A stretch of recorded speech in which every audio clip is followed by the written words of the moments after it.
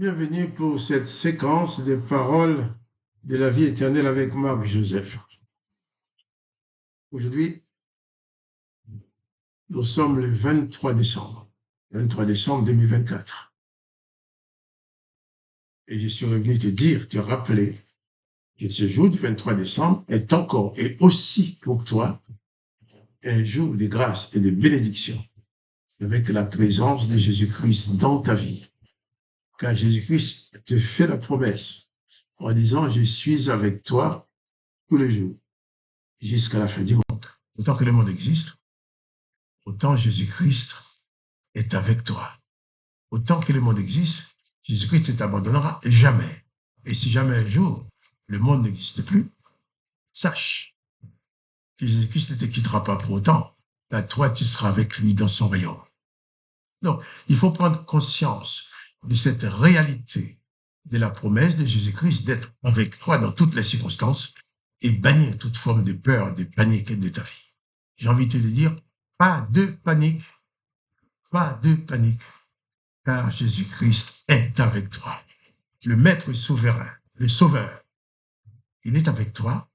Et Jésus a dit que tout est possible à celui qui croit en lui, quelles que soient les circonstances que tu es en train de traverser, quels que soient les problèmes que tu rencontres, quels que soient les obstacles que tu as devant toi. N'oublie jamais que Jésus-Christ est avec toi. Et pas de panique, pas de terreur, pas de tremblement, de peur, de déprime. Place ta foi en Jésus-Christ, comme nous avons dit hier. Place ta foi en Jésus-Christ. Même si tu ne le vois pas, sache qu'il est là quand même. Et il est là et il va agir en ta faveur avec tout son pouvoir et sa puissance. Je vais aborder avec vous le sujet de la naissance de Jésus. Exceptionnellement, je m'écarte un peu de l'évangile de Jean, on reprendra ça dans 2 ou 3 jours. Mais comme actuellement, tout le monde ne peut pas la fête de Noël. Noël qui est censé être la date de naissance de Jésus-Christ. Mais sauf, je dirais, il est impossible que ce soit cette date-là. Jésus n'est pas né le 24 décembre, Jésus n'est pas né le 25 décembre. Vu les descriptions qu'on a de la naissance de Jésus, ça ne peut pas être le 25 décembre. Ce serait plutôt plus vers le printemps. Mais bon, je n'ai pas de date exacte à te donner, donc je te dis seulement, c'est pas la bonne date. Mais, même si c'est pas la bonne date, le monde a le mérite de célébrer quand même, de choisir un jour quelconque comme ça, pour célébrer la naissance du Sauveur. Les religions ont choisi le 25 décembre en disant que c'est la fête de la lumière. Le 25 décembre, c'est une fête qui existait déjà dans le monde romain.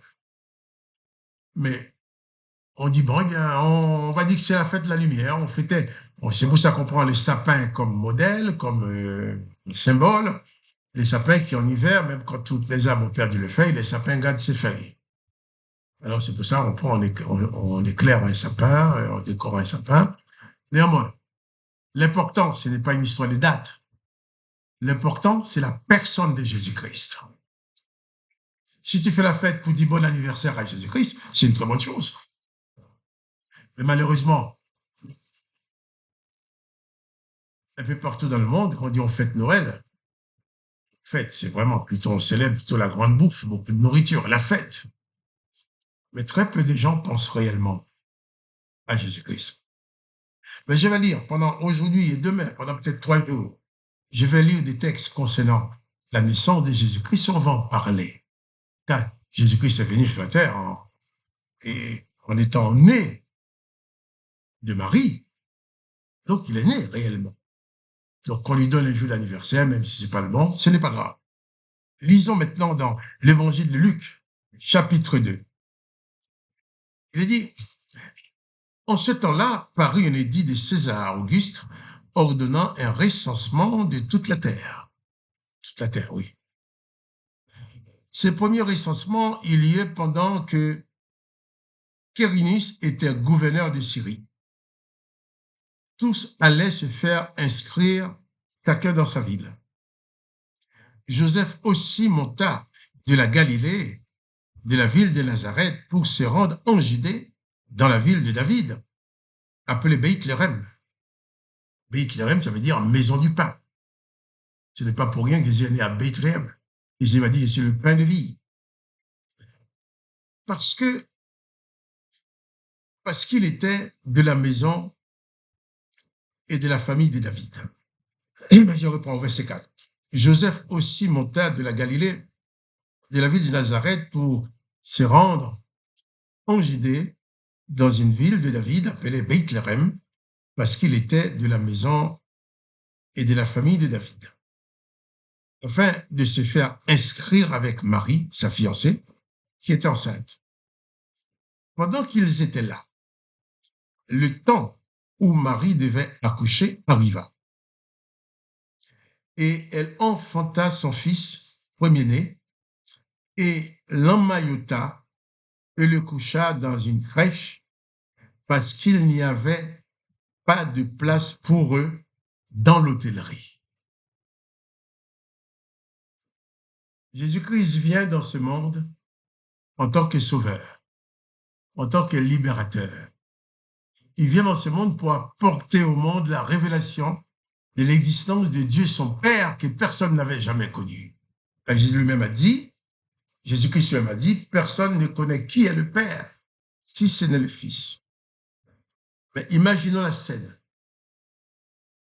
Joseph arrive avec sa femme enceinte, sur le point d'accoucher. Il n'y a pas de place dans les hôtels. Certainement, Joseph et Marie n'étaient pas assez riches pour avoir une place réservée dans l'hôtellerie. Il n'y avait pas de place pour eux dans l'hôtellerie. Et Marie et Joseph se trouvent obligés de se réfugier dans une crèche. Les hommes ne voulaient pas accueillir les maîtres, les sauveurs, mais au moins les animaux l'ont accueilli. Aujourd'hui, moi je pense, si une femme arrive devant chez moi en train d'accoucher par terre, au moment de son accouchement, il a le temps d'appeler les ambulances, fait quelque chose, mais il faut rentrer chez moi. Et je ne suis pas le seul. Je suis sûr que toi aussi, si tu trouves une femme enceinte en train d'accoucher par terre devant chez toi, tu ne vas pas le laisser dehors. Tu vas le faire entrer. Mais par contre, pour Jésus, Joseph et Marie, il n'y avait pas de place. Alors, Marie a été accouchée là où il pouvait, là où il y avait de la place, parmi les animaux.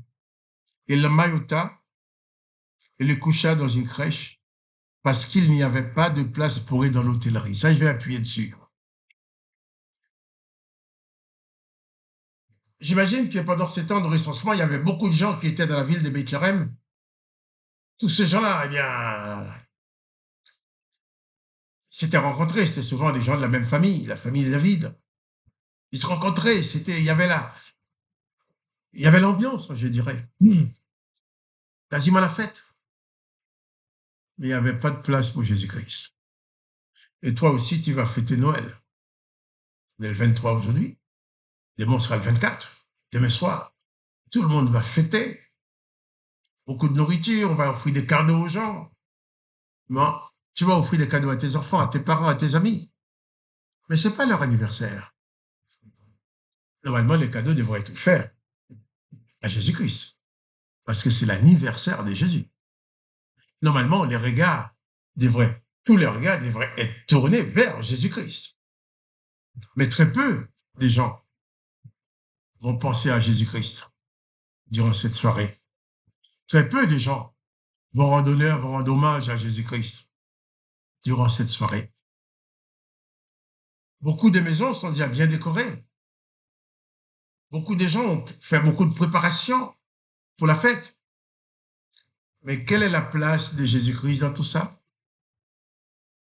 Tu décores ta maison pour Noël. Mais est-ce qu'il y a une place pour Jésus-Christ dans ta maison? Tu décores ta maison pour Noël. Est-ce qu'il y a une place de Jésus-Christ pour ton cœur, dans ton cœur? Tu vas essayer de mettre tes beaux vêtements, bien te décorer, te faire belle pour Noël. Mais as-tu une place pour Jésus-Christ dans ta vie? C'est l'anniversaire de Jésus-Christ.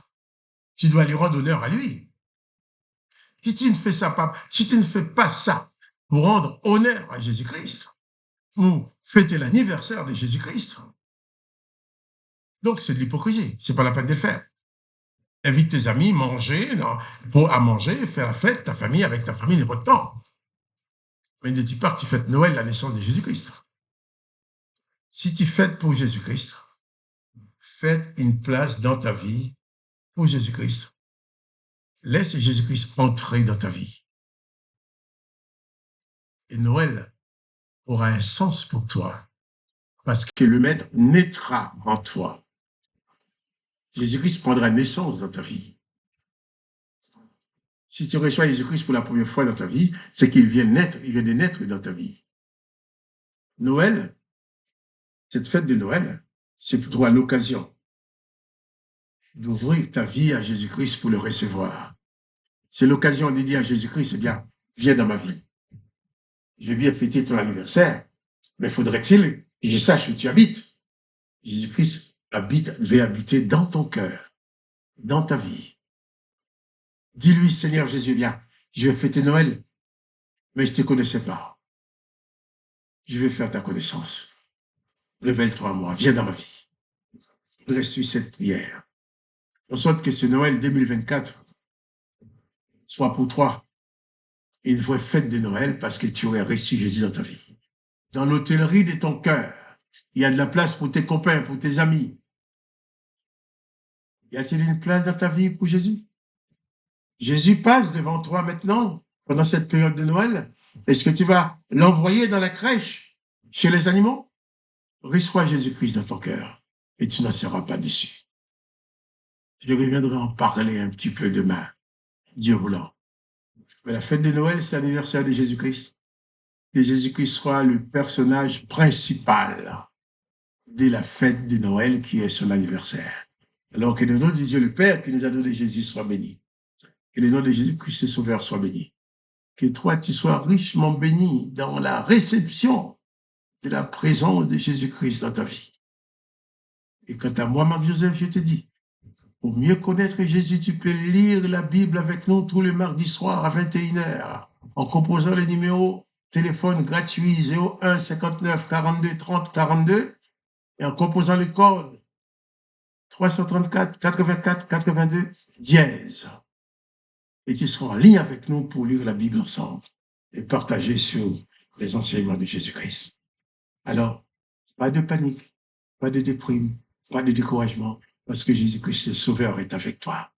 Et je te dis aussi, à demain, pour les paroles de la vie éternelle.